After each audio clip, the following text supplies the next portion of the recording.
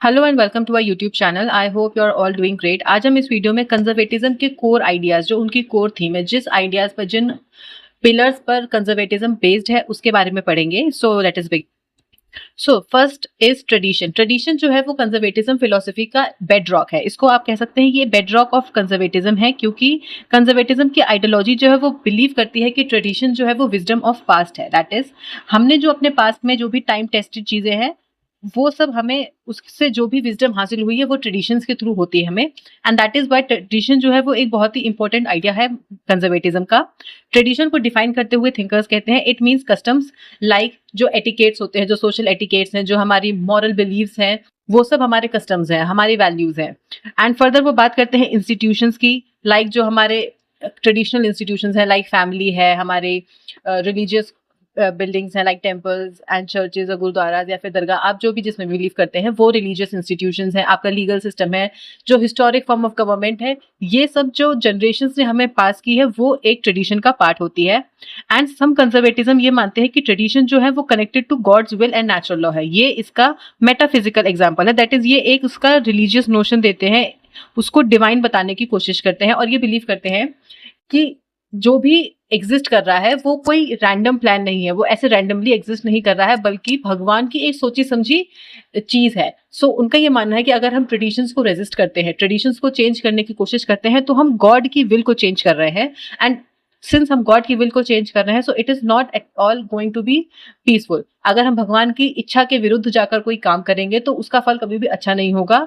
This is was conservatism believed.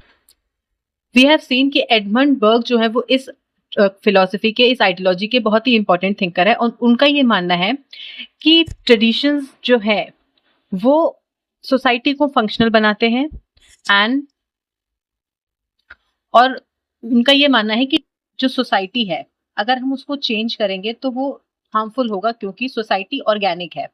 Organic in the sense वो एक पेड़ की तरह है जिसके पास लिविंग लीव्स हैं, ब्रांचेस हैं। आप एक ह्यूमन बॉडी का एग्जांपल भी ले सकते हैं। सो उनका ये मानना है कि सोसाइटी एक ऑर्गेनिक चीज है, एक लिविंग बीइंग की तरह है, जिसके जो इंडिविजुअल्स है, इंस्टीट्यूशंस हैं, जो ट्रेडिशंस, बिलीफ, वैल्यूज जितने भी एग्जिस्ट कर रहे हैं उस सोसाइटी में, वो उसके डिफरेंट पार्ट्स हैं, और ये पार्ट्स मिलकर सोसाइटी बनाते हैं, एक लिविंग स्ट्रक्चर बनाते हैं, एक ऑर्गेनिक स्ट्रक्चर बनाते हैं। हमने लिबरलिज्म में देखा है कि वो सोसाइटी को एक ग्रुपिंग ऑफ इंडिविजुअल्स मानते हैं, बट एडमंड बर्ग इसको रिजेक्ट करते हैं और कहते हैं कि सोसाइटी एक ऑर्गेनिक स्ट्रक्चर है जिसमें इंडिविजुअल्स इसके पार्ट है, एंड जितने भी इंस्टीट्यूशंस हैं, जो भी ट्रेडिशंस एंड वैल्यूज हम फॉलो कर रहे हैं, वो भी इसके पार्ट है। सो अगर हम इस ऑर्गेनिक सिस्टम में बहुत ही रेवोल्यूशनरी चेंज लाएंगे तो वो सोसाइटी को सिर्फ हार्म करेगा, उससे सोसाइटी में चेंज नहीं आएगा, बल्कि क्योस आएगा, एक ऐसा क्योस जो कि संभालना मुश्किल हो जाएगा। सो इसलिए वो चेंज के खिलाफ नहीं थे, but he was against a revolutionary radical change, जैसा कि हमने देखा था in the French revolution, which is why he criticised French revolution.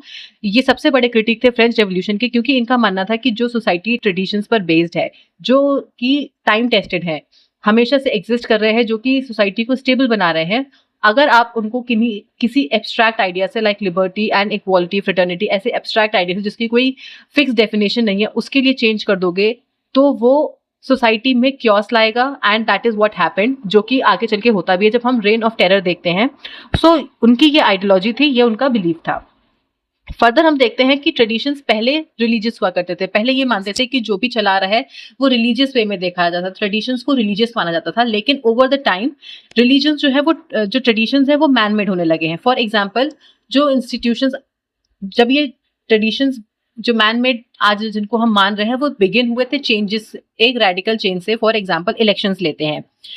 So elections, voting, free fair and elections, universal voting, ये आइडियाज जब इमर्ज हुए थे तो वो रेडिकल थे। लेकिन सिंस ये बहुत टाइम से एग्जिस्ट कर रहे हैं, over the time tried and tested हो चुके हैं, तो ये ट्रेडिशंस बन गए हैं। और आज हम बिना यूनिवर्सल वोटिंग के या फिर फ्री एंड फेयर इलेक्शंस के बिना एक गवर्नमेंट को इमेजिन नहीं कर सकते हैं। सो ये ट्रेडिशंस बन गए हैं which are man made and not religious. So this has evolve over the time. ऐसे ही ट्रेडिशंस बनते हैं। एंड अब अगर आप आज के टाइम पर कोई ऐसा रेवोल्यूशनरी आइडिया बताएं to choose a government which is not voting, तो हम उसको बहुत ही एक डिस्ट्रस्ट की नजर से देखेंगे। हम ये नहीं समझ पाएंगे कि इस पे बिलीव करना है या नहीं करना है। सो एग्जैक्टली वैसा ही यहाँ पर वो बताने की कोशिश कर रहे हैं।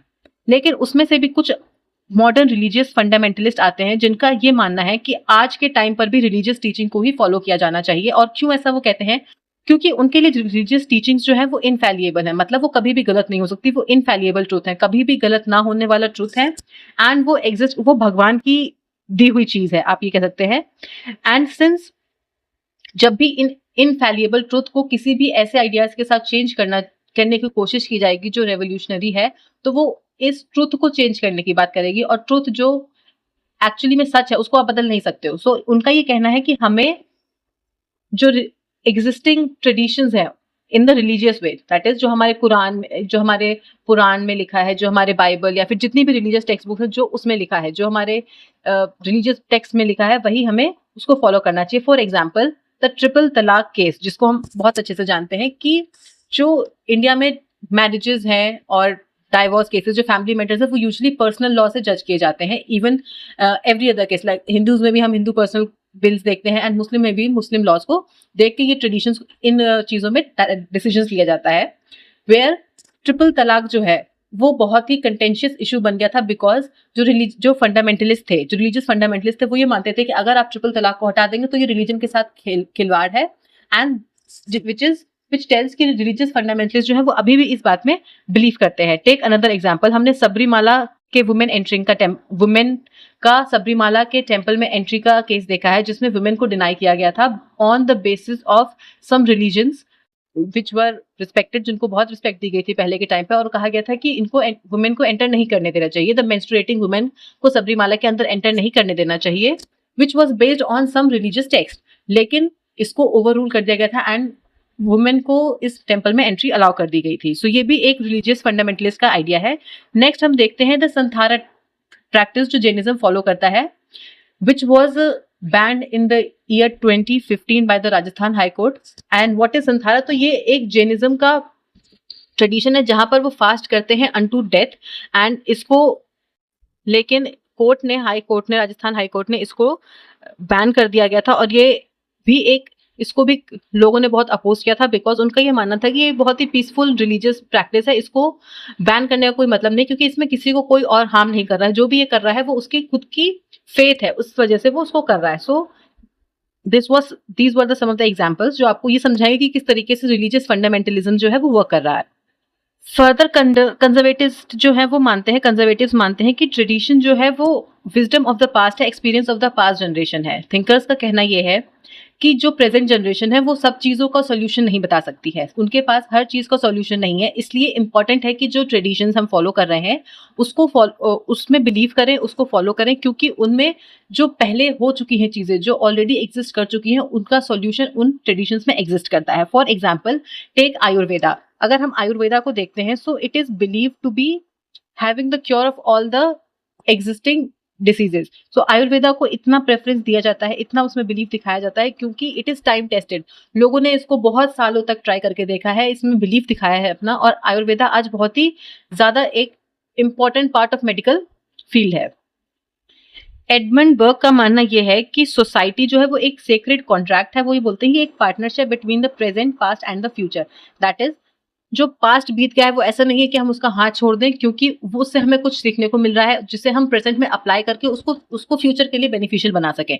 सो वो बताते हैं कि ये एक कॉन्ट्रैक्ट है between the past, present and the future, and it is important कि हम इसको कंटिन्यू रखें, क्योंकि अगर कंटिन्यूएशन बिगड़ जाता है तो सोसाइटी में क्या होगा, क्योस होगा, डिसरप्शन होगा, एंड जो फ्यूचर है वो खतरे में आ जाएगा।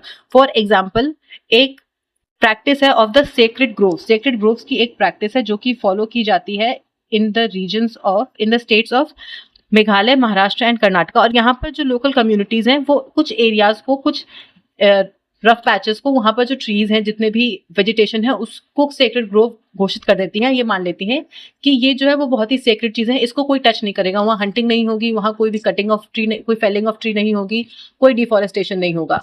सो it is a religious practice. ये हमारे पिछले जनरेशन ने हमें दी थी, हम इसको आज फॉलो कर रहे हैं, एंड इससे फ्यूचर जनरेशन का हम फ्यूचर जनरेशन को सिक्योर कर रहे हैं एनवायरमेंटली।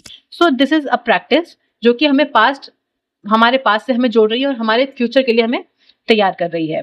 एंड फर्दर वो ये मानते हैं कि ये टाइम टेस्टेड होते हैं, क्योंकि इन्होंने डिफरेंट पॉलिटिकल चेंजेस देखे हैं, उन्होंने जो ट्रेडिशंस है उन्होंने डिफरेंट पॉलिटिकल चेंज देखे, उन्होंने मोनार्की देखी है, एब्सोल्यूटिज्म देखा है, डेमोक्रेसी देखी है, ओलिगार्की देखी है, इकोनॉमिक कंडीशंस देखी है, ट्रेड देखा है, उन्होंने फाइनेंशियल क्राइसिस भी देखे हैं, उन्होंने मर्सेंटिलिज्म भी देखा है. So they have seen all the different times, और उसके बाद भी अगर वो सर्वाइव कर रहे हैं, so that means they have something, उनके अंदर एक ग्रिट है, एक स्ट्रेंथ है जिसकी वजह से वो सर्वाइव कर रहे हैं. सो इट इज इंपॉर्टेंट कि हम उनको फॉलो करें, उनको ऐसे ही नेग्लेक्ट ना करें, उनको रफा दफा करने की कोशिश ना करें, क्योंकि उनमें एक विजडम है, एक विजडम को वो होल्ड करते हैं. और फर्दर वो ये कहते हैं कि अगर आज इंस्टीट्यूशंस लाइक मोनार्की अभी भी अगर एग्जिस्ट कर रहे हैं, कहीं भी एग्जिस्ट कर रहे हैं, तो वो इसलिए है क्योंकि वो स्टेबिलिटी प्रोवाइड करते हैं. और ह्यूमन बींग्स जो है वो चाहते हैं, क्योस से ज्यादा वो स्टेबिलिटी पसंद करते हैं, पीस पसंद करते हैं.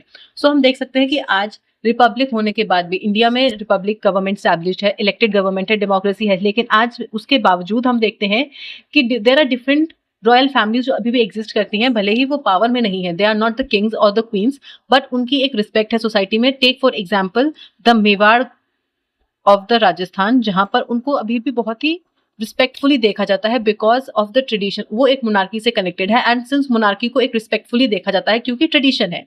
सो this is how it tells कि ट्रेडिशन ये इंपॉर्टेंट होता है, ट्रेडिशंस को हम रिस्पेक्ट करते हैं. फर्दर वो ये मानते हैं कि ट्रेडिशंस लोगों को एक आइडेंटिटी देते हैं.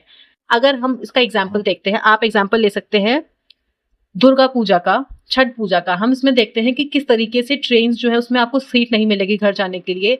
आप लोग जो है वो लटक लटक कर ट्रेनों में वापस घर आते हैं इन ट्रेडिशंस को, इन फेस्टिवल्स को सेलिब्रेट करने के लिए, क्योंकि वो भले ही किसी भी कोने में जॉब कर रहे हो, कुछ भी वर्क कर रहे हो, किसी भी फील्ड में वर्क कर रहे हो, लेकिन जब ऐसे फेस्टिवल्स आते हैं तो वो कनेक्टेडनेस उनको फील होती है, वो आइडेंटिटी उनको वहीं पर जाकर फील हो सकती है.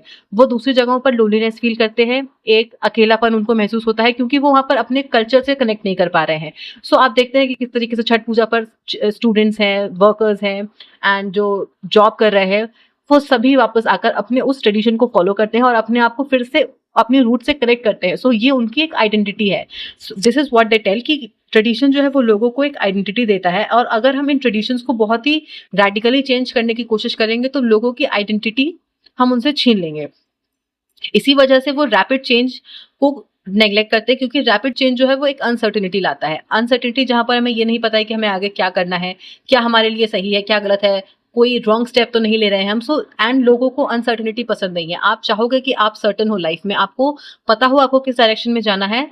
आपके पास ऐसा नहीं है कि आपके पास हजारों रास्ते हैं, बल्कि आपको एक डेफिनेट पार्ट पता होना चाहिए, जिसको आपको पता है कि अगर आप इस पे चलोगे तो आप अपने गोल तक पहुंच जाओगे. So that is how humans are. उनको सर्टेनिटी पसंद है, एंड रैपिड चेंज जो है वो सोसाइटी में अनसर्टेनिटी लाता है, और इससे सोशल यूनिटी जो है वो कमजोर होती है. और इसका एग्जांपल हम देख सकते हैं द फार्म लॉज ऑफ 2020. हमने देखा था फार्म लॉज जो आए थे 2020 में, उसको बहुत ज्यादा बैकलैश मिला था क्योंकि वो एग्रीकल्चर को लिबरलाइज करने की बात कर रहा था, उसको मॉडर्नाइज करने की बात कर रहा था, and it was very abrupt. हमने जो अभी तक एग्रीकल्चर फॉलो किया है, it is mostly traditional, mostly substantial.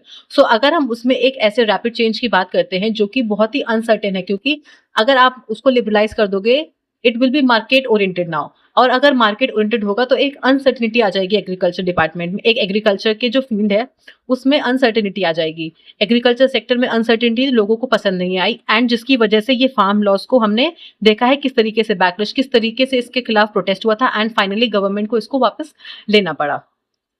And वो बताते हैं कि ट्रेडिशंस का यहाँ मतलब सिर्फ पॉलिटिकल इंस्टीट्यूशन से नहीं है, बल्कि सोशल कस्टम से है, प्रैक्टिसेस से जो हम डेली लाइफ में फॉलो करते हैं, लाइक हमारे ट्रेडिशंस हैं, हमारे जो रिचुअल्स हम फॉलो करते हैं, डिफरेंट फेस्टिवल्स को फॉलो करते हैं, ये भी इंक्लूडेड है इन द ट्रेडिशन.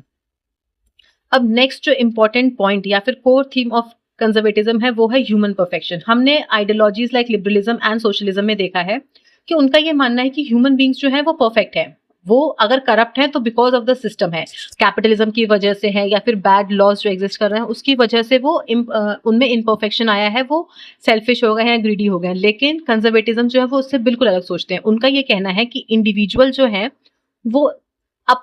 वो नेचुरली इम्परफेक्ट है, वो फ्लॉड है, सेल्फिश है, ग्रीडी है, और आप चाहे कुछ भी चेंज कर लीजिए, आप लॉज बना लीजिए, आपको जो मर्जी चेंज करना, आप सिस्टम चेंज कर दीजिए, सोसाइटी चेंज कर दीजिए, लिविंग स्टैंडर्ड चेंज कर दीजिए, लेकिन जो ह्यूमन का इनहेरेंट नेचर है, दैट इज जो इम्परफेक्शन है उनमें, जो ग्रीड है उनमें, वो चेंज नहीं हो सकती है. टेक फॉर एग्जाम्पल, हम जानते हैं कि बिहार और गुजरात में अल्कोहल बैन है, लेकिन डिस्पाइट, और इसका जो इंटेंशन है, इन लॉज का जो इंटेंशन वो मेनली ये था कि जो ड्रंकन अब्यूज है ऑन द फैमिली वो खत्म हो जाए. अच्छा इंटेंशन है, लॉ जो है वो अच्छे इंटेंशन से बनाया गया है, लेकिन उसके बाद भी हम क्या देख रहे हैं कि लोगों ने एक लूप होल फाउंड कर लिया है इन दिस सिस्टम, और वहां पर ब्लैक मार्केटिंग ऑफ एल्कोहल होने लगी है, जिसमें हम देखते हैं हुच जो एक प्रैक्टिस है वो बिगिन हो गई है, और वहां पर लोग ब्लैक मार्केटिंग कर रहे हैं अल्कोहल की। अल्कोहल अभी भी जा रहा है, अभी भी एग्जिस्ट कर रहा है। तो हम इसमें क्या देखते हैं कि लॉज चेंज करने से या फिर सिस्टम चेंज करने से, स्ट्रिक्टर लॉज लाने से कुछ नहीं होता है, क्योंकि जो इंसान की जो ग्रीड है, जो उसकी सेल्फिशनेस है, जो उसका इम्परफेक्शन है, वो हमेशा एग्जिस्ट करता है, वो उसमें इनहेरेंट है। और उसके लिए हम वो इस आइडिया में बिलीव नहीं करते हैं कि आप एक आइडियल सोसाइटी बना सकते हो, क्योंकि सोसाइटी लोगों से बनती है एंड लोग खुद फ्लॉड हैं, तो आप एक आइडियल सोसाइटी नहीं क्रिएट कर सकते हो। और सिंस लोग जो हैं वो नेचुरली क्या चाहते हैं, सिक्योरिटी चाहते हैं, स्टेबिलिटी चाहते हैं, और चाहते हैं एक स्टेबलनेस चाहते हैं, वो नहीं चाहते कि कांस्टेंट चेंज होता रहे। सिंस वो ये नहीं चाहते हैं, तो अगर हम उनको फ्रीडम दे देते हैं विद जीरो बाउंड्रीज, तो वो एंग्शियस हो जाते हैं, अनस्टेबल हो जाते हैं, क्योंकि वही बात है, अब उनके पास 50 रोड है उनके सामने, बट उनको ये नहीं पता है कि उनको कौन सी रोड पे जाना है, which is why they become anxious. Psychological balance जो है वो उनका डिस्टर्ब हो जाता है, वो साइकोलॉजिकल नीड जो है उनकी of the security and stability वो इसीलिए कंजर्वेटिव जो है, जो उनका मानना यह है कि सोशल ऑर्डर बहुत ही इंपॉर्टेंट है। क्यों इंपॉर्टेंट है? क्योंकि हमने देख लिया है कि वो किस तरीके की नीड चाहते हैं, stable, secure and predictable life चाहते हैं। और जब सोसाइटी में ऑर्डर नहीं होगा, स्टेबल नहीं होगा, तो लाइफ जो है वो मिजरेबल हो जाएगी। इसलिए वो चाहते हैं कि सोशल ऑर्डर होना चाहिए। इंपॉर्टेंट है क्योंकि लाइफ को स्टेबल एंड प्रिडिक्टेबल बना देता है। अब हमें पता है कि ये रूल्स एग्जिस्ट कर रहे हैं, हमें इन्हीं रूल्स पर फॉलो करना है, इसी वे पर जाना है, इसी पाथ पर जाना है, तो हम वहां पर श्योर है कि हमें यही पाथ फॉलो करना, कोई वो नहीं है, उसमें अनसर्टेनिटी नहीं है। That is what human want. उनका ये कहना है कि वो विलिंग है टू लिमिट लिबर्टी। अगर आप इंडिविजुअल्स से पूछेंगे कि उन्हें एक एब्सोल्यूट आजादी चाहिए या फिर उनको सिक्योरिटी चाहिए, तो दे विल चूज सिक्योरिटी, क्योंकि उन्हें पता है कि अगर एब्सोल्यूट आजादी होगी जहां पर कोई रोक टोक नहीं है, तो देयर विल बी क्योस, सब अपनी मनमर्जी का करेंगे, तो वहां पर क्योस इरप्ट होगा। सो कंजर्वेटिव्स का मानना यह है कि लोग जो है वो सिक्योरिटी चुनते हैं over liberty, because security important है, स्टेबिलिटी इंपॉर्टेंट है, प्रिडिक्टेबिलिटी इंपॉर्टेंट है रादर देन लिबर्टी। तो वो अपनी लिबर्टी को भी सेक्रीफाइस करने के लिए तैयार हो जाते हैं। Take for example the CCTV surveillance, और या फिर स्ट्रिक्ट ट्रैफिक वायलेशंस। अगर लोग जो है वो इस बात के लिए तैयार हो जाते हैं, अगर आप कोई एक सोसाइटी है जहां पर बहुत सारे क्राइम्स होते हैं, या फिर ऐसी सोसाइटी है जहां पर जहाँ का लॉ एंड ऑर्डर थोड़ा डिस्टर्ब्ड है, तो लोग जो हैं वो इस बात के लिए तैयार हो जाएंगे कि आप सीसीटीवी लगा दीजिए, भले ही हमारी प्राइवेसी उसमें हार्म हो रही हो, but we are ready for that, because हमें चाहिए कि सिक्योरिटी हो, एक स्टेबिलिटी मेंटेन रहे, that is more important than anything else. तो वो इस सीसीटीवी के लिए तैयार हो जाएंगे। रोड पर जब हम चलते हैं तो ट्रैफिक रूल्स को हम फॉलो करना बेटर समझते हैं rather than bumping into each other. हम नहीं चाहते हैं कि रोड पे चले हमें पता ही ना हो कहाँ से गाड़ी आ रही है, कब आ रही है। So we believe in following traffic rules, traffic violations को रूल्स को फॉलो करना हम बेटर समझते हैं rather than bumping into each other. उस अनसर्टेनिटी को फॉलो नहीं करना चाहते हम, जो कि इन रूल्स के बिना हो जाएगी।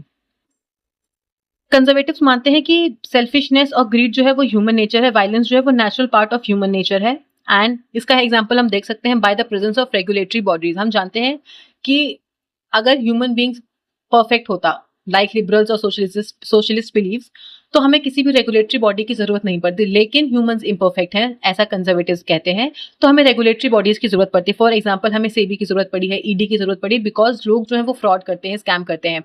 अब आप कहोगे कि क्राइम जो है वो रिजल्ट, लिबरल्स और सोशलिस्ट वुड से कि क्राइम्स अगर हो रहे हैं, अगर लोग क्राइम्स कर रहे हैं, so it is not because वो इनहेरेंटली ऐसे हैं, नहीं, वो बिल्कुल ठीक है, लेकिन जो सिस्टम एग्जिस्ट कर रहा है वो उनको ऐसा बना रहा है। लेकिन कंजर्वेटिव्स कहते हैं कि ऐसा नहीं है, इनइक्वालिटी या पॉवर्टी इसका कारण नहीं है, बल्कि क्राइम जो है वो इनहेरेंटली ह्यूमन नेचर है, वो सेल्फिश एंड ग्रीडी है, वो क्राइम करेंगे। और इसका एग्जाम्पल हम देख सकते हैं by the fraud and scam जो सीईओज हैं या फिर साइबर क्राइम्स जो लोग कर रहे हैं। So they are well educated, even wealthy, बहुत पैसा है उनके पास, वो एजुकेटेड भी हैं, and they have all the luxuries of the life, लेकिन वो फिर भी स्कैम करते हैं एंड ऐसे क्राइम्स करते हैं जो कि obviously bad for the society है। सो उनका ये कहना है कि क्राइम जो है वो result of the bad system नहीं है, बल्कि ह्यूमन इंस्टिंक्ट है। और इसी वजह से ये इंपॉर्टेंट है कि एक अथॉरिटी डेवलप हो, एक स्ट्रिक्ट लॉज, स्ट्रॉन्ग लॉज हो, स्ट्रिक्ट पनिशमेंट हो, और एक स्ट्रॉन्ग अथॉरिटी हो, क्योंकि अगर स्ट्रॉन्ग अथॉरिटी नहीं होगी तो इंडिविजुअल जो है वो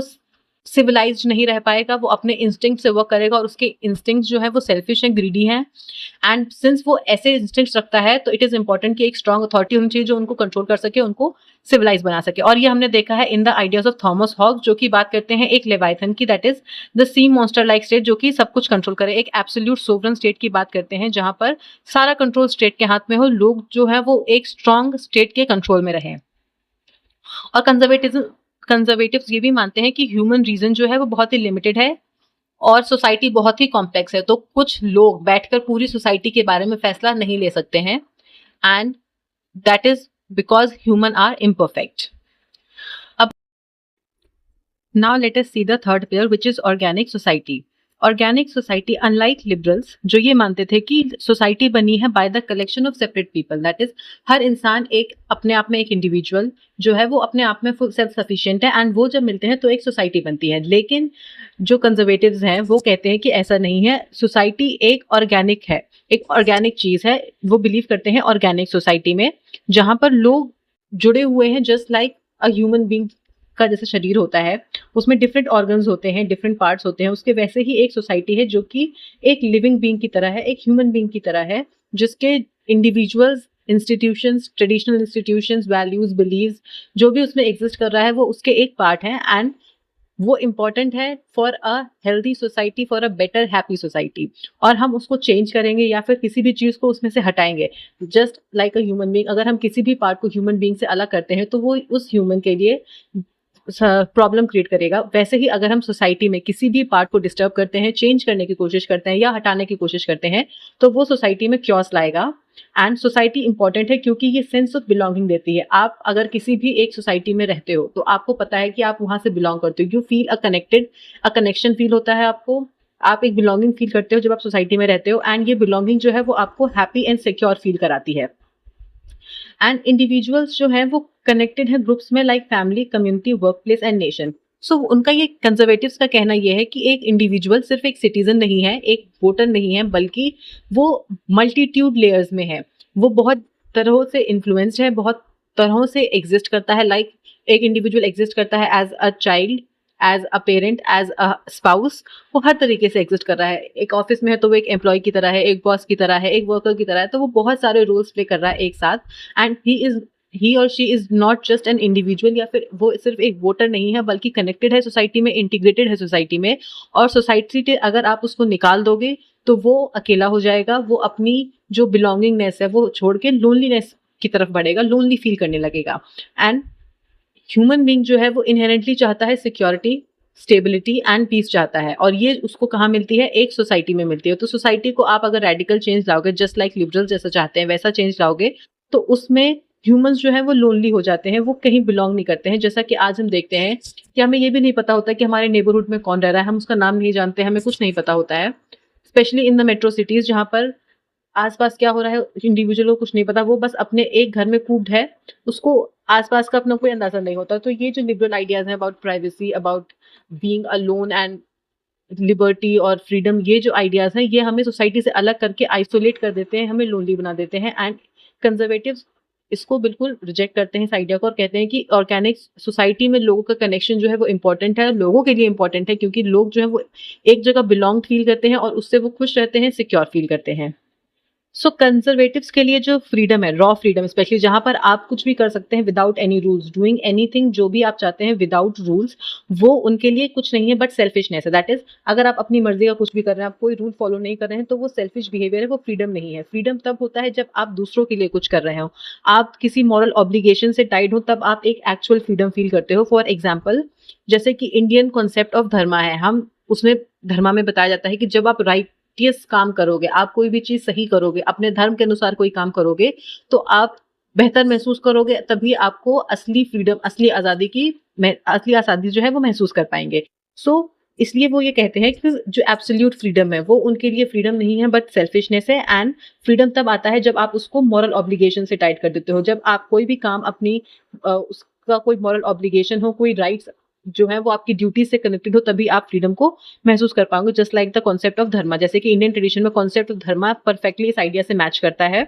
इंडिविजुअल की जो लाइफ है वो बस पर्सनल फ्रीडम से नहीं मेजर की जाती है, बल्कि ये देखा जाता है कि वो किस तरीके से अपनी ड्यूटीज को पूरा कर रहा है as a son, daughter, parent और a citizen. So freedom balanced है बाय रिस्पॉन्सिबिलिटी। यहाँ पर आप सिर्फ फ्री होके अपने राइट को डिमांड नहीं कर रहे हो, बल्कि आप अपनी ड्यूटीज एंड ऑब्लिगेशन से भी जुड़े हुए हो। और वो फर्दर ये कहते हैं कि सोसाइटी में जहाँ लोग सिर्फ राइट्स डिमांड करते हैं, वो सोसाइटी जो है वो इवेंचुअली कोलैप्स हो जाती है। फॉर एग्जांपल, अगर आप कहोगे कि मेरे पास हेल्दी एनवायरनमेंट का राइट है, मेरे पास क्लीन एनवायरनमेंट का राइट है, लेकिन उस राइट को एक्सेस करने के लिए, उस राइट तक पहुंचने के लिए आपने अपनी ड्यूटी अगर पूरी नहीं की है, तो वहां पर सोसाइटी में कोलैप्स आ जाएगा, क्योस आ जाएगा। ये एग्जाम्पल है। क्योंकि अगर आप राइट मांगते हो कि मुझे क्लीन एनवायरनमेंट चाहिए, मुझे क्लीन सिटी चाहिए, लेकिन आप अपना जो आपकी ड्यूटी है to keep the environment clean by throwing your waste at the given place, जो डस्टबिन है उसमें आपको अपनी चीजें फेंकनी है, जो उसके लिए डेजिग्नेटेड डस्टबिन है, ब्लू एंड ग्रीन जो क्लासिफिकेशन किया गया है, लेकिन आप उसकी जगह क्या कर रहे हो, कहीं भी आप अपना जो कचरा है वो कहीं भी फेंक रहे हो। आपके अंदर कोई भी क्लीननेस हैबिट्स नहीं है, ऐसी जो सैनिटरी हैबिट्स नहीं है जिससे आप एनवायरनमेंट क्लीन रखो। तो अगर आप उस राइट की डिमांड भी कर रहे हो, तो वो राइट फुलफिल नहीं होगा, क्योंकि आप कोई भी अपनी ड्यूटीज को पूरा नहीं कर रहे हो। सो इसलिए वो कहते हैं कि जब तक आप सिर्फ राइट्स को डिमांड करोगे और उसको किसी भी ड्यूटी से नहीं जोड़ोगे, तो वो सोसाइटी जो है वो कोलैप्स हो जाएगी, क्योंकि वहां पर ड्यूटीज नहीं है। टेक एग्जांपल, हमने अपने कॉन्स्टिट्यूशन में, इंडियन कॉन्स्टिट्यूशन में फंडामेंटल राइट्स को ज्वाइन किया था, उनको इंक्लूड किया था, इंकलकेट किया था, फंडामेंटल राइट्स जो कि हर सिटीजन के लिए थे। लेकिन in the year 1976 by the 44th constitutional amendment हमने फंडामेंटल ड्यूटीज को भी उसमें इंक्लूड किया है। और क्यों किया है? क्योंकि we feel the need for duties. हमें ये इंपॉर्टेंट फील हुआ कि ड्यूटीज जो है वो जनता को, सिटीजन्स को फॉलो करनी चाहिए, क्योंकि जब हम ड्यूटीज को फॉलो ही नहीं करेंगे तो हम किस तरीके से अपने राइट्स को एक्सेस कर पाएंगे। एनवायरनमेंट तभी क्लीन होगा जब अपनी एनवायरनमेंट के प्रोटेक्शन की ड्यूटी को फुलफिल करोगे। फर्दर वो कंजर्वेटिव्स ये मानते हैं कि सोसाइटी जो है वो यूनाइटेड रहती है बिकॉज पीपल अपनी रिस्पॉन्सिबिलिटीज पूरी करते हैं। कुछ अनरिटन म्यूचुअल एक्सपेक्टेशंस होते हैं जो लोग फुलफिल करते हैं, और जब जो लोग हैं वो विलिंगली उसको फुलफिल करते हैं, तो सोसाइटी यूनाइटेड रहती है। फॉर एग्जाम्पल, अगर हम लेते हैं the multi generation support loop जो है इंडिया में। फॉर एग्जाम्पल, जब हम बड़े हो रहे होते हैं तो हमारा पेरेंट्स हमारा ध्यान रखते हैं, एंड वो हमारे ग्रैंड पेरेंट्स का भी ध्यान रखते हैं। और अगर दोनों पेरेंट्स वर्किंग हैं तो ग्रैंड पेरेंट्स जो है वो चिल्ड्रन, जो यंगर जनरेशन है, ग्रैंड किड्स है, उनका ध्यान रखते हैं। सो यहाँ पर हम क्या देख रहे हैं, जो अभी वर्किंग जनरेशन है, and these are the grandparents and these are the grandkids. Since ये वर्क कर रहे हैं, तो यहाँ पर ग्रैंड पेरेंट्स जो है वो किड्स का ध्यान रखते हैं, एंड किड्स जो है वो उनके साथ बहुत सारी चीजें सीखते हैं। वेयर एज ये जो प्रेजेंट वर्किंग जनरेशन है वो दोनों को इकोनॉमिकली हेल्प करती है। So this is how we work. ये कनेक्शन, और यहाँ पर ये कोई लॉ नहीं है कि आपको हेल्प करना है या फिर आपको उनको सपोर्ट करना है, आपका उनको ध्यान रखना है, बट ये म्यूचुअली अनरिटर्न रूल है। एक अनरिटर्न रूल की तरह है कि हाँ, हमें अपने पेरेंट्स का ध्यान रखना चाहिए, ये हमारे लिए इंपॉर्टेंट है, उन्होंने हमारा ध्यान रखा, तो इट इज ओनली राइट कि हम उनका भी ध्यान रखें, उनको भी वक्त दें। सो इसी से हमारी जो सोसाइटी है उसमें, ऐसे ही सोसाइटी में भी होता है जहाँ पर यूनिटी डेवलप होती है। जो अनरिटन रूल्स हम फॉलो करते हैं, जो म्यूचुअल हेल्प करते हैं एक दूसरे की, वहीं से सोसाइटी में एक यूनिटी डेवलप। कंजर्वेटिव्स जो हैं वो एटमिस्टिक इंडिविजुअल को रिजेक्ट करते हैं। वो ये कहते हैं कि इंडिविजुअल एक एटम नहीं है, बल्कि ये पार्ट ऑफ एक सोसाइटी है, सोसाइटी में इंकलकेटेड है, और ये बंधा हुआ है बाय ड्यूटीज एंड ऑब्लिगेशंस। वो सिर्फ राइट्स डिमांड नहीं कर सकता है, बल्कि उसको इम्पोर्टेंट है कि वो अपनी ड्यूटीज को भी फॉलो करे। और उनका ये मानना है कि सोसाइटी ऑर्गेनिक है, just like a living being है। सो जब सारे ऑर्गन्स उस सोसाइटी के, उस लिविंग सोसाइटी के वर्क करते हैं एक साथ, तभी सोसाइटी जो है वो बेटर वर्क करती है, बेटर एग्जिस्ट करती है। और वहां पर जो डिपेंडेंसी है, वो जब एक साथ काम करते हैं वो ऑर्गन्स, तभी हम वहां पर बेटर वर्क कर पाते हैं। सो उनका ये मानना है कि सोसाइटी सिर्फ कलेक्शन ऑफ इंडिविजुअल्स नहीं है, बल्कि it is more than that. सिर्फ एक कनेक्शन ऑफ, ऐसा नहीं है कि सोसाइटी सिर्फ एक टेरिटोरियल लैंड है जहां पर लोग एग्जिस्ट कर रहे हैं साथ में, इसलिए वो जुड़े हुए हैं। बट वो कहते हैं कि ये इससे बियॉन्ड है। वो लोग साथ में एक हिस्ट्री शेयर करते हैं, कस्टम शेयर करते हैं, म्यूचुअल डिपेंडेंसीज हैं, अनरिटन सोशल कॉन्ट्रैक्ट्स हैं, जिसकी वजह से वो उस सोसाइटी के पार्ट है। अगर वहां पर कोई सिमिलर बैकग्राउंड नहीं होगा, कोई कॉमन ग्राउंड नहीं होगा, तो वो सोसाइटी एग्जिस्ट ही नहीं करेगी। सो वो एक जो वो लिबरल को क्रिटिक करते हैं और कहते हैं कि सोसाइटी कोई एक टेरिटोरियल बाउंड्री में रहने वाले लोगों से नहीं बनती है, बल्कि सोसाइटी तब क्रिएट होती है जब उनके बीच में एक म्यूचुअल अंडरस्टैंडिंग है।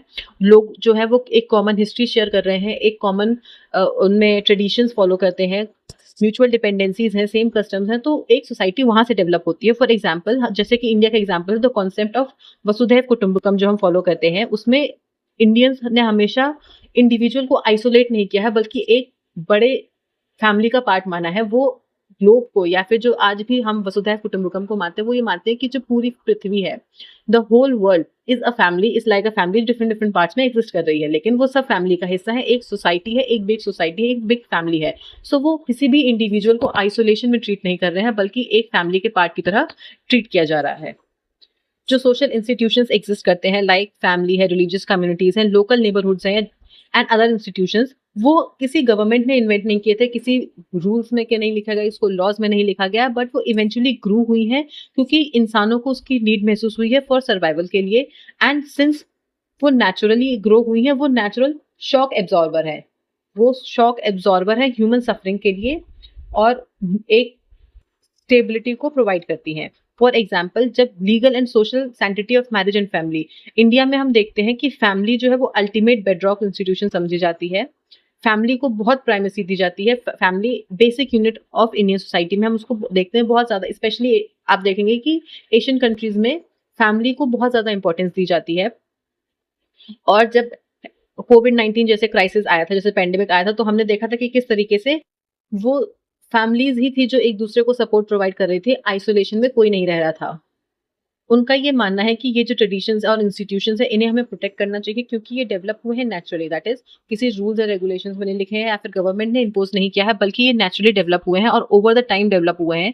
और सिंस ये ओवर द टाइम और नेचुरली डेवलप हुए हैं, ये एक सोसाइटी को हेल्प करते हैं टू फंक्शन प्रॉपरली, और यही इंपॉर्टेंट है एक सोसाइटी के लिए। और फर्दर वो ये कहते हैं कि अगर हम इन इंस्टीट्यूशंस को हटाएंगे तो सोसाइटी का जो फैब्रिक क्रिएट हुआ है वो डिस्टर्ब हो जाएगा और इंस्टेबिलिटी आ जाएगी, क्योस आ जाएगा, जो कि हम नहीं चाहते हैं।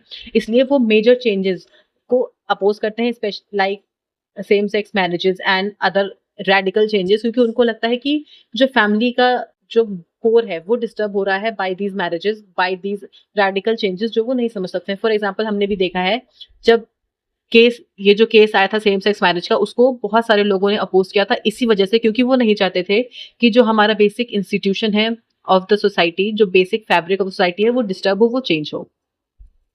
अब हम नेक्स्ट पिलर देखेंगे, that is hierarchy and authority. So हमने नेचुरली लिबरलिज्म में या सोशलिज्म में ये देखा है कि वो एक इगैलिटेरियन, एक इक्वल सोसाइटी बनाने की बात करते हैं और चाहते हैं कि सोसाइटी में इक्वालिटी हो, सोशल एंड इकोनॉमिक इक्वालिटी की बात करते हैं। लेकिन कंजर्वेटिज्म जो है वो आर्ग्यू करता है कि इनइक्वालिटी जो है वो अनअवॉइडेबल है, वो नेचुरल फीचर है ह्यूमन सिविलाइजेशन का। इनइक्वालिटी नेचुरली एग्जिस्ट करती है, आप इक्वालिटी फोर्सिबली नहीं ला सकते हो, क्योंकि अगर आप फोर्सिबली इक्वालिटी ला रहे हो तो आप किसी ना किसी के साथ इनजस्टिस कर रहे हो। सो वो ये कहते हैं कि कंजर्वेटिज्म का मानना है, कंजर्वेटिव थॉट का मानना है कि सोसाइटी नेचुरली फंक्शन इसीलिए कर रही है क्योंकि वो लेयर्स में है, in different layers, different tyres और ब्रैकेट्स में है, और जैसे कि फिजिकल बॉडी होती है उसमें डिफरेंट ऑर्गन से डिफरेंट काम है, एक सोसाइटी भी वैसे ही है, और इसी वजह से उसमें एक हायरार्की है। और ये हायरार्की और अथॉरिटी क्यों है? क्योंकि individual different talents, different skills के साथ पैदा हुआ है, डिफरेंट सोशल पोजीशन है, उसकी डिफरेंट रिस्पॉन्सिबिलिटीज है, और हम अगर इक्वलिटी लाने की कोशिश करते हैं तो इसका मतलब हम सबको इक्वल कर रहे हैं, हम किसी को उसके टैलेंट से रॉब कर रहे हैं। अगर कोई बहुत ही टैलेंटेड इंसान है लेकिन हम उसको एक एवरेज इंसान की तरफ लाने की कोशिश करें क्योंकि हम इगैलिटेरियनिज्म लाना चाह रहे हैं, इक्वलिटी लाना चाह रहे हैं, तो हम उसको उसके टैलेंट से रॉब कर रहे हैं, जो कि गलत है। सो ये कहते हैं कि इक्वालिटी इसी वजह से एक सोसाइटी में हायरार्की एग्जिस्ट करती है, सबकी डिफरेंट रिस्पॉन्सिबिलिटीज हैं, इसलिए ये अथॉरिटी और हायरार्की एग्जिस्ट करती है। सोसाइटी में इक्वालिटी हम नहीं ला सकते हैं, इसलिए कंप्लीट सोशल इक्वालिटी का आइडिया जो है वो पॉसिबल हो सकता है, लेकिन डिजायर इज नॉट पॉसिबल। जो ट्रेडिशनल कंजर्वेटिव्स हैं उनका ये मानना है कि सोसाइटी जो है वो एग्जिस्ट डिफरेंट, उसमें डिफरेंट ग्रुप्स एग्जिस्ट कर रहे हैं एंड उनका डिफरेंट स्ट्रक्चर है, वो नेचुरली डिफरेंट रोल्स में है। आप सबको एक रोल में नहीं डाल सकते हो, आप सबको इक्वल नहीं कर सकते। For example, leaders and followers, जो लीडर्स हैं वो उनका काम है लीड करना, फॉलोअर्स का काम है फॉलो करना। वैसे ही एम्प्लॉयर्स का काम है वर्क करना, वर्कर्स का उसी तरीके, जैसे कि एक फैमिली का स्ट्रक्चर होता है, जैसे कि हम इंडियन ट्रेडिशनल फैमिली में देखते हैं, स्पेशली जॉइंट फैमिली में equality is a rare norm. हम नहीं देखेंगे कि एक इंडियन फैमिली में, जो कि जॉइंट फैमिली है स्पेशली, जहाँ पर डिफरेंट जनरेशन साथ में रह रही है, वहाँ हम इक्वालिटी को ज़्यादा नहीं देखेंगे। वहाँ पर एक हायरार्की एक्सेप्ट की जाती है कि एल्डेस्ट जो है उसको बहुत ज़्यादा रिस्पेक्ट दी जा रही है, एंड पेट्रियार्क है या फिर मेट्रियार्क जो भी है, लेकिन वहाँ पर एल्डेस्ट को हाईएस्ट डिसीजन मेकिंग पावर दी जाती है। एल्डर जो है आप सोसाइटी उस फैमिली का, उससे हर बात पूछी जाएगी, डिस्कस की जाएगी, उसकी ओपिनियन को जाना जाएगा। सो जैसे कि एक फैमिली में होता है वैसे ही सोसाइटी में एग्जिस्ट करता है, एक हायरार्की एग्जिस्ट करती है। हम उसको नकार नहीं सकते हैं, झुठला नहीं सकते हैं, क्योंकि सोसाइटी ऐसे ही बनी हुई।